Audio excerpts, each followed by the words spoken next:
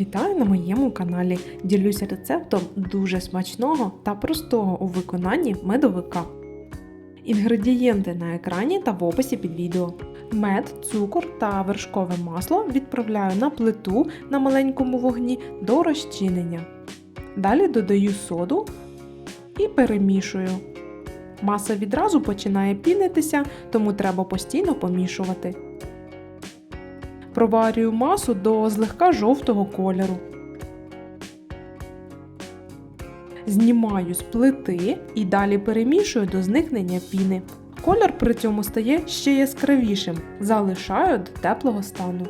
Окремо до яєць додаю дрібку солі та взбиваю блендером до пишності. Теплу медову суміш додаю частинами до яєць і перемішую блендером. Якщо медова суміш надто охолола і перетворюється на карамель, то підігрійте трошки її на плиті, щоб зручніше додавати до яєць. Текстура рідких інгредієнтів однорідна. Тепер частинами додаю борошно та добре перемішую його в рідині.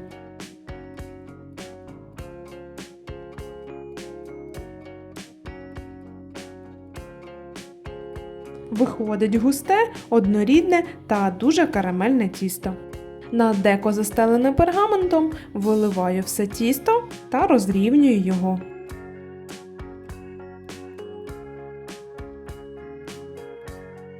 Відправляю в розігріту духовку до 180 градусів на 10 хвилин. Корж готовий. На шпажці він сухий. Для швидшого охолодження перекладаю його на решітку та знімаю пергамент.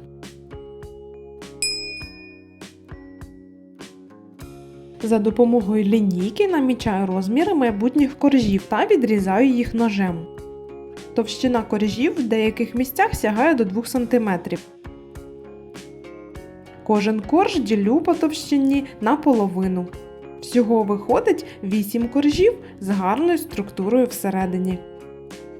А зі шматочків, що залишились, роблю крихту, перебиваючи їх у кутері. Крем простий та стандартний для медовика. До сметани додаю цукрову пудру і перемішую. Збираю торт. На кожен корж викладаю по 1,5 столової ложки крему. Цього достатньо для пропитування таких тонких коржів. Також промазую і боки торта. Крихтою посипаю торт зверху, а за допомогою лопатки на боках. Залишаю торт на ніч в холодильнику для пропитування. На наступний день медовик просто супер. Він дуже смачний, коржі ароматні з насиченим смаком меду. А крем зі сметани надає кисло-солодкий присмак, що неймовірно збалансовує смак. Підписуйтесь на мій канал та всім смачного!